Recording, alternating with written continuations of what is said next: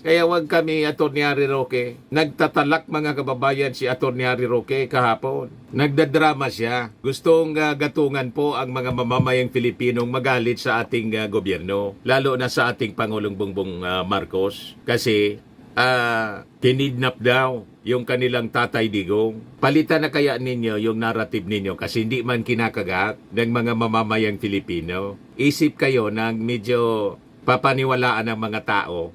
Pero ito mga kwento ninyong paawa, walang epekto ito sa ating mga mamamayan. And in fact, wala na nga kayong rally dito sa Pilipinas. Diyan sa Dahig, trinay ninyo na mag-rally, Unity Walk, hindi nga kayo mag-50.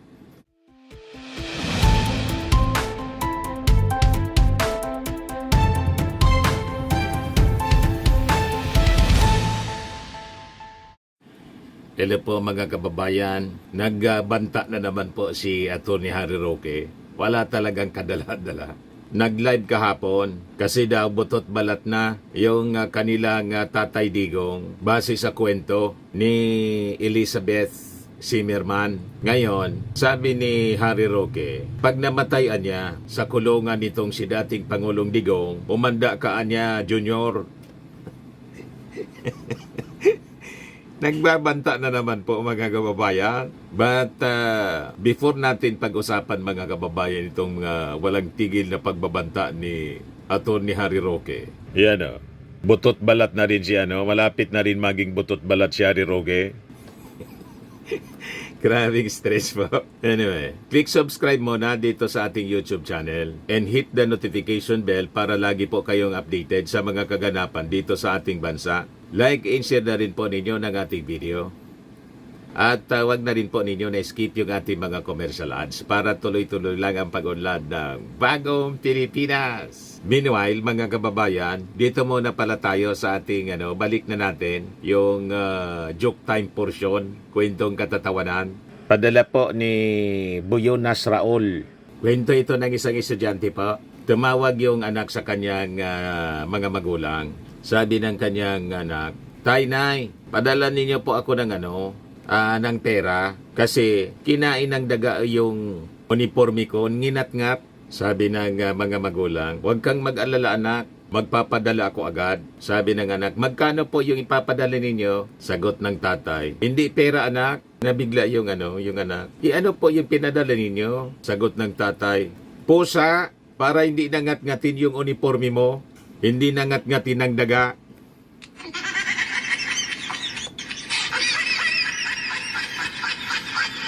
Ayos.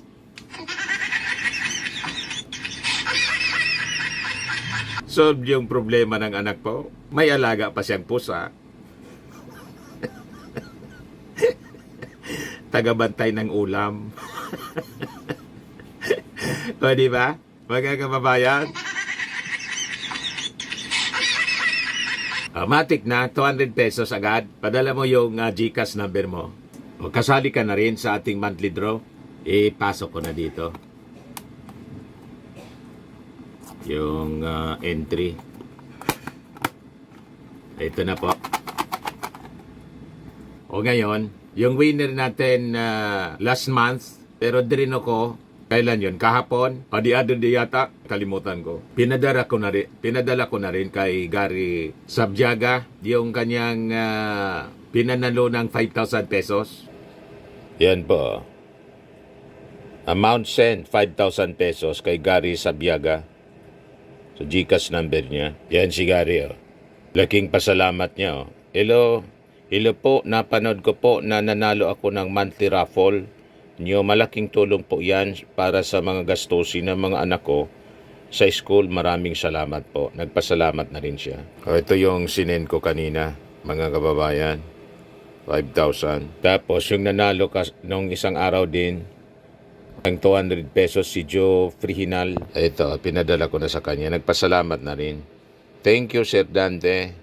O yung mga gusto na sumali dito sa ating joke time portion para lagi pong masaya, send na lang po ninyo sa aking page, Dante Maravillas Vlog, or sa Facebook account ko, Dante Maravillas. Basta yung papadala ninyong entry po. Maiksi lang, mga 3 sentences lang, mga 3 lines lang po. Huwag masyado mahaba ang kwento kasi boring pag mahaba na. Saka dapat hindi bastos, hindi rin nakakadiri. Okay po? So yung ang criteria natin. And siyempre, dapat nakakatawa, hindi yung corny. Anyway, balik na tayo dito sa pagbabanta mga kababayan ni Harry Roque. Gustong sindakin yung ating Pangulong Bongbong Marcos. Kahit na mabait po yung ating Pangulo, pero matapang po siya. Natural sa kanya yung tapang. Yung tapang niya kasi po, hindi niya masyado dinidisplay. Hindi siya mayabang kasi po. Yan ang pagkatao ng ating Pangulong Bongbong. Ina-underestimate ninyo yung tapang. Sundalo po ang ating Pangulong Bongbong tulad ng kanyang tatay. Paano ninyo tinatakot? Di ba? Banta po kasi ni Harry Roque. Kasi daw, yung tatay digong nila, butot balat na. Magpakita muna kayo ng picture. Hindi lang yung kwento. At saka, ano naman kung butot balat na, mga kababayan si Digong? Si Panelo nga po, butot balat din. Pero very active pa. Dati naman na niya Mr. Marabilla si Panilong butot balat. Kaya anong problema sa butot balat? Di ba? Si Palito nga po. Patay na si Palito pala, no? Na-mention natin. Sumikat sa pagiging butot balat. Kaya sabi doon sa interview ni Julius Babaw, talagang sinasadya pala noon nung aktor na si Palito na huwag kumain ng marami para lagi lang butot balat. Sumikat. So walang problema sa butot balat. Importante, kahit butot balat po, buhay na buhay si Digong. Sabi nga natin, yung mga biktima ng AJK, lahat ng kalansay, lahat ng kaluluwa, pero si Digong po, pinagpapala siya kasi umabot siyang 80 anyos, naging Pangulo, at maraming chicks. Talo si Rizal, 13 yung chicks, si Rizal siyam lang. At hindi na tumanda si Dr. Jose Rizal. 33 anyos, firing squad. Si Digong ninyo, walang firing squad po na penalty, walang death penalty sa ICC. So napakapalad ni Digong kasi pinamasa niya yung masayang buhay. Pero yung mga victims po, karamihan po sa mga biktima, anak maralita. Di ba po, mga kababayan, na hindi nabigyan ng pagkakataon na makakuha man lang ng abogado to defend themselves. Kaya wag kami, Atty. Harry Roque. Nagtatalak mga kababayan si Atty. Harry Roque kahapon. Nagdadrama siya. Gustong gatungan po ang mga mamamayang Pilipinong magalit sa ating gobyerno. Lalo na sa ating Pangulong Bongbong Marcos. Kasi kinidnap daw yung kanilang tatay Digong. Palitan na kaya ninyo yung narrative ninyo kasi hindi man kinakagat ng mga mamamayang Filipino. Isip kayo ng medyo papaniwalaan ng mga tao. Pero ito mga kwento ninyong paawa, walang epekto ito sa ating mga mamamayan. And in fact, wala na nga kayong rally dito sa Pilipinas. Diyan sa Dahig, trinay ninyo na mag-rally, Unity Walk, hindi nga kayo mag-50. Sila lang mga kababayan, no? Ito po si Harry Roque. Pero medyo masakit po ang mga butot balat ngayon dahil kahapon po kami nagmarcha lamang ng Nagmarcha sila. Almost 7 kilometers po yan para kay Tatay Digong. Yan po isang unity walk para kay Tatay Digong. At ngayon po kasama ko ang mga kababayan natin, mga taga-UP, no? Mahigit 13 hours ang biyahe nila para mapisali dito sa marcha nito. At siyempre, pauwi na sila, pero bago sila nakita-kita po na kami para magtakay. Nakita po na kami para magtakay. Pero alam niyo po ngayon, ang pag-usapan natin, yung manabi ni Ma'am Elizabeth Zimmerman Duterte. Ito na yung kwenta. Si Tatay Digong, siya ay butot balat na. Butot balat na daw. Naintindihan ko kung bakit kinailangan i-highlight ni Ma'am Elizabeth. Nasa mabuting kalagayan naman at kalusugan si Tatay Digong na iniinom. Kasi pag sinabi lang na butot balat, alam na natin kung ano ibig sabihin nun. Pero, sinabi pa rin niya na butot balat. Ibig sabihin, napakalaki ng nawalang timbang kita Tatay Digong. At literally, siya ay butot balat na. Siguro naman, hindi mo na kinakailangan maging doktor para malaman kung bakit naging butot balat na si Tatay Digong. Sakit ng loob po yan. Sakit ang loob dahil nangyayari ngayon, yung pinakaayaw niya mangyari na siya ay hinuhusgahan ng mga dayuhan. So, very concerned kayo, Atty. Harry Roque, sa sakit ng loob ni Digong. Pero wala kayong pake sa sakit ng loob ng mga ordinaryo na mga mamamayang Filipino na biktima ng EJK. Kaya walang maniwala sa inyo. Lahat kayo Tatay Digong. Si Tatay Digong ninyo, suspect sa crimes against humanity. Ang dapat na may sympathy, yung mga biktima ni Digong, hindi yung nambiktima. Kaya hindi kayo magkakuha ng sympathy sa mga mamamayang Filipino. Kasi alam nila kung ano yung pagmamalabis na ginawa ni Digong. Mula nung nagkaroon ng isang joint article na nagsasabi na dapat maimbestigahan si Tatay Digong for crimes against humanity, 2017 pa po yun. Sinasabi na ni Tatay Digong, ano sila, hello? O you see, 2017 nangyari at kinaso. Tapos ituturo ninyo yung ating Pangulong Bongbong Marcos na ang ating Pangulo kauupo pa lang noong 2022. Nagkataon lang mga kababayan nang makaupo yung ating Pangulo, doon naman po inilabas yung warrant of arrest. So may obligasyon po ang ating gobyerno sa Interpol. At hindi lang sa Interpol, may obligasyon din yung ating Pangulong Bongbong Marcos sa ating mga mamamayan siyempre. Nakapwa natin Filipino ang naging biktima po ng crimes against humanity ni Digong. Pindienteng bansa ang Pilipinas, may sarili tayong hukuman. Kung meron gusto magreklamo laban sa akin, dito sila sa Pilipinas. Paulit-ulit kayo nang sinasabing mayroon tayong hukuman dito. Hindi nga nag-function ng maayos nung panahon ni Digong. Kaya napilitan yung mga kapamilya ng mga biktima sa ICC magreklamo. Kaya kasalanan ninyong lahat. Paulit-ulit na lang kayo. Napakalinaw kung bakit wala silang tiwala. And until today, nandyan yung impluensya ng pamilya Duterte. Si Sara Duterte nga po, na-impeach. Pagkatapos, hindi matuloy-tuloy pa yung impeachment trial dahil sa kanyang impluensya sa Senado. At malamang sa malamang, madismiss. Or kung hindi man madismiss, matuloy yung trial, boboto itong mga hodas na senador para i-acquit si Sara Duterte. So kawawa man yung ating mga taxpayers na hindi mapanagot yung lumunok ng 125 million pesos ng confidential funds. Di ba? Malinaw yung impluensya ng mga Duterte. Kaya kayo yung dapat sisihin. Pinili ng mga biktima na sa ICC i-file yung kaso. Dahil mababaliwala yung pagkamartir ng ating mga ninuno na nagpakamatay para magkaroon ng malaya at independent Pilipinas. Pero Ano naman kinalaman ng mga heroes natin? Dahil sa issue ninyo ng sovereignty?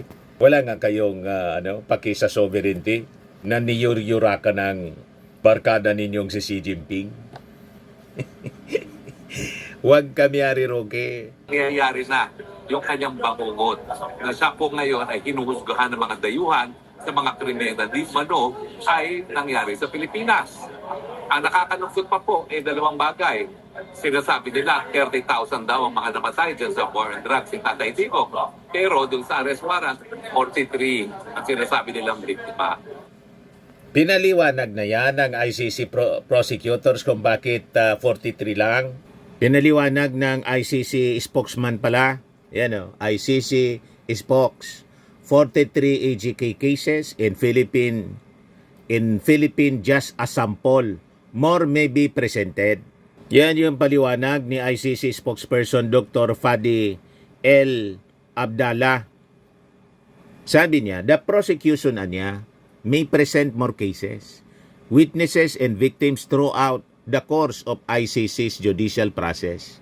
This does not mean that these are the only incidents that may be included in the charge. These were a sample of incidents that are related, that were, for the purpose of issuing an arrest warrant, sufficient from the point of view of the judges to sustain the charge of murder as crime against humanity for the purpose of an arrest warrant, which is the first step in judicial process. Paliwanag po ni Abdallah. Next step niya, which is the confirmation of charges, hearing is scheduled in September, would look deeper in after hearing also the defense to decide whether this case should go to a trial or not. This means the prosecution can request to add more cases and witnesses as the process continues. Yes, the prosecutor may submit to the judges additional request, and eventually it would be for the judges to decide whether they can be admitted or not. Very fair po, mga kababayan. Kaya lang ayaw itong unawain ng kampo. Naintindihan natin naman kasi ang defense nila, kidnapping, at walang jurisdiction yung ICC. So naintindihan natin. Ituloy lang ninyo kung ano na sa tingin ninyo effective na defense. Kung yan effective sa inyo, so be it. So yun ang paliwanag po ng ICC kung bakit 43 ginagamit niya sa propaganda ni Atty.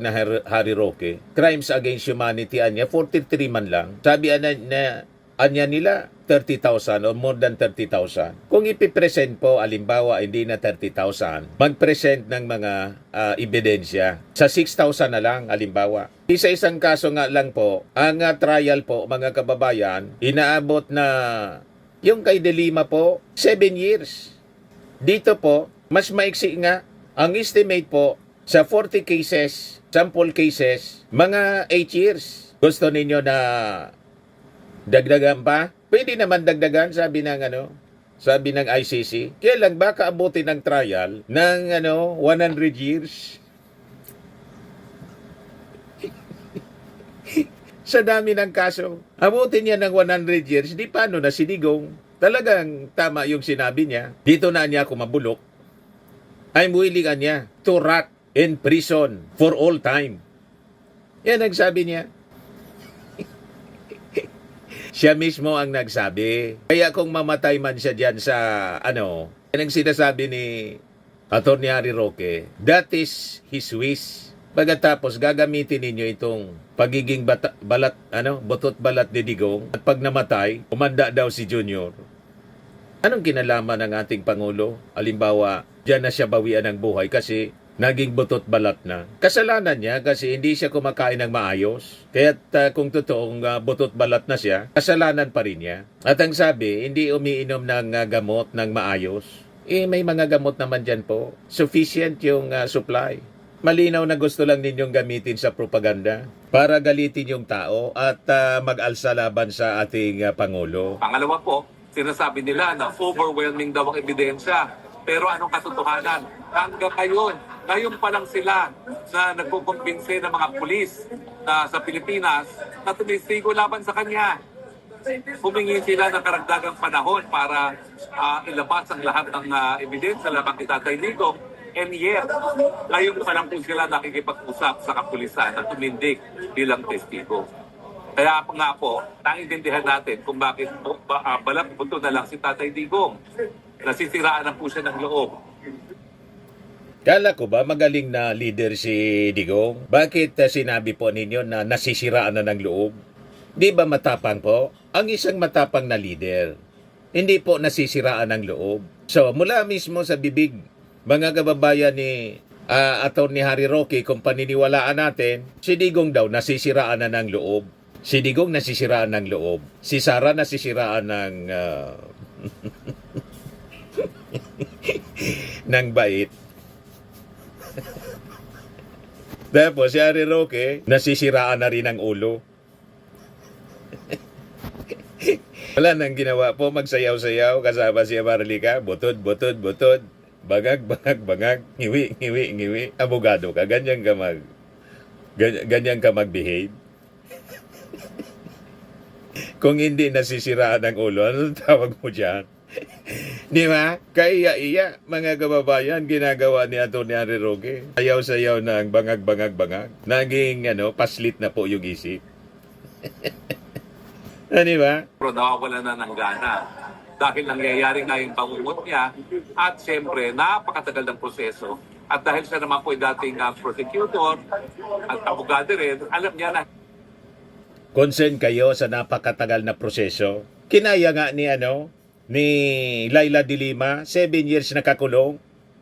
Ilang months pa lang si Digong, nasisiraan na ng loob. Mas matapang talaga yung kababayan naming si Laila de Lima. Babae pa siya.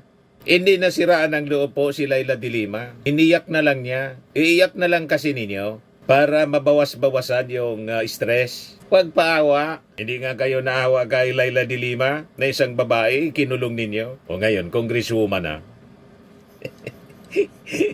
Bilog ang mundo. Na nangyari sa kanya.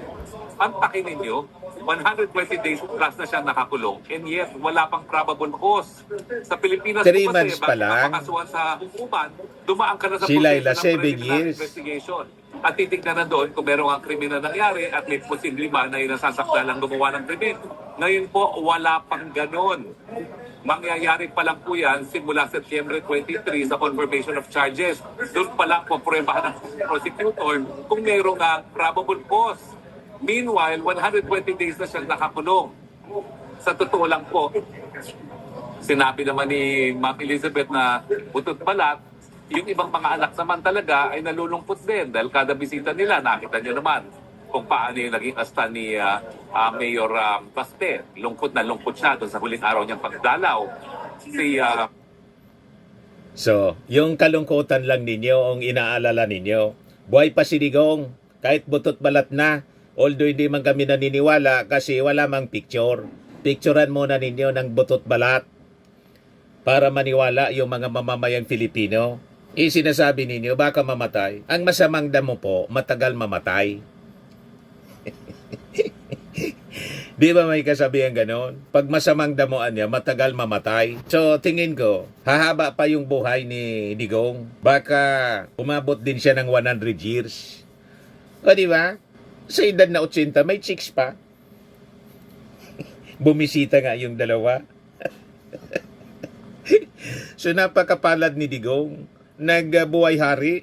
Congressman Pulong, hindi Di ba? na po umarap sa amin dahil hindi na niya kaya kaming harapin. Dahil baka nga siguro maluha siya. No? Hindi po mabuti ang lagay ni Tatay Digo. Yan po ay dahil sa sama ng loob.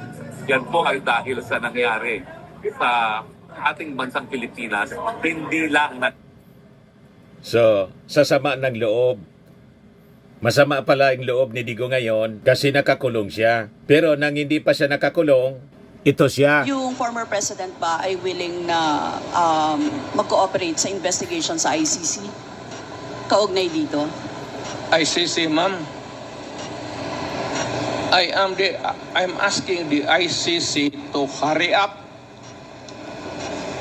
and if possible, they can come here and start the investigation tomorrow. This issue has been left hanging for so many years.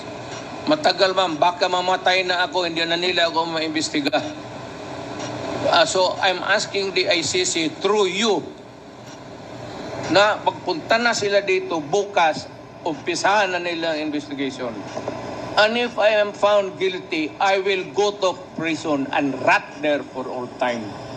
O ano ngayon, butata ka ato ni Harry Roque. Yun ang wish ni Digo. Mabulok daw siya. Pag na-found guilty siya, mabulok siya for all time sa kulungan. So ano ngayon ang reklamo ninyo ato ni Harry Roque? Hindi nga nagreklamo si Digong.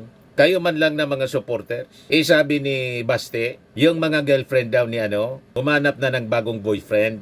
Dapat yung maraming credit cards. O diba? At sinabi din ni Pulong, ang panawagan na niya ni tatay, ni daddy, kalimutan na siya kasi anyway, matanda na rin siya. So kayo man lang na mga supporters, ginagamit ninyo ang pagkakulong at ngayon yung kwentong butot balat na si Digong para mag-alsa yung mga mamamayang Filipino. Huwag kami, Atty. Harry Roque, walang maniniwala sa'yo. Umuwi ka na daw. Lahat kayo umuwi na sa Pilipinas at pabayaan ninyong mabulok. Kasi matanda na siya. Bakit ayaw ninyong sundin ang panawagan ng inyong amo?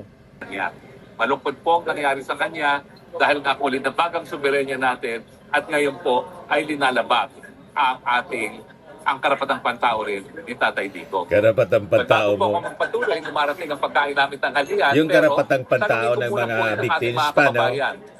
Anong nararamdaman nyo nung nabalitaan nyo na butot balat na si Tatay Digong unahin po natin dito, no? Ito po ang namumuno nitong grupo. Ito po, 2015 Yan yun na, pa, Unity ay Walk. DDS na. Tayo po, si Emily, no? Si Emily po ay DDS na 2015 pa lamang. Tingnan mo ang pagmumuka niya, no? Wala, parang inatake na yata ito. Si Atty. Harry Roque. Sa kakakansyaw niyang bangag-bangag-bangag, ngiwi. Parang ngiwi na rin si si Atty. Harry Roque. Yan kasi, tigilan ninyo ang pangangansyaw. Tingnan ninyo. Pati yung mata niya, tabingi na rin. You see, wag ninyong pinagtatawanan yung physical disability. Kung may physical disability yung isang tao, kasi baka mag-backfire sa inyo. Dahas ng taong bayan. Pero sinasabi namin na katotohanan. Kung sa tingin nyo na wala ang problema dahil nawala sa Pilipinas si Tatay Digong, kapag may nangyari, mas malaki ang problema. Ayan, nagbabanta ninyo. na siya. Dahil ngayon pa lang, nanarayan ng Tatay Digong na nakakulong, buong mundo, alam na kung gano'ng kamahal si Tatay Digong. At ngayong naririnig namin na butot balat na siya, hindi po namin matanggap yan. Dahil alam po namin na ang Pilipinas naging mas maunlad, mas mapayapa, at ang mga Pilipino, taas ulo ngayon na sila ay Pilipino dahil kay Tatay Digong. Mas mapayapa mo dyan. Araw-araw may namamatay noon. Umabot nga sa 30,000. Kaya nga, ang kaso niya, crimes against humanity. Talaga itong si Harry Roque. Hindi sumasamba kay Tatay Digong dahil sa kanyang pagkatao. Ginagalang po namin siya at binibigyan pugay dahil sa liderato na pinakita niya. Hanggang ngayon po, matapos siya maging presidente, matapos maging kongresista, mayor, nakatira sa Bahay Kalapati sa Davao. Hindi ko po talaga Bahay Kalapati? Sabi ni Polong, hindi man yun yung bahay. May bahay si Anelit na malaki. Na bulgar kasi gustong ibenta ni Anelit yung old house. Frontman lang pala yun para isiping hindi yumaman si Digong. Mayaman si Digong. Naibili nga ng malaking bahay si Anelit.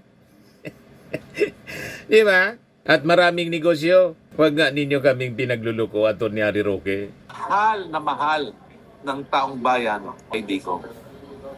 Kayo po, sino pa pong gusto magsalita? Ito yung pagbabanta ni Harry Roque.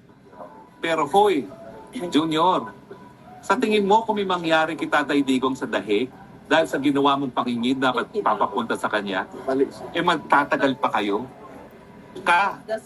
Na tumaba muli si Tatay Digong dahil pag siya'y Magdasal patulog daw ng yung ating umayak at Pangulo. may mangyari sa kanya. Pus na ang inyong pamilya.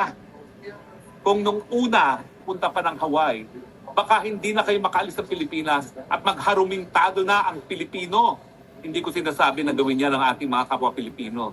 Pero hindi po imposible yan. Nakapatuhin na kayo ng mga taong bayan pag may nangyari kay Tatay Digong dito sa dahig.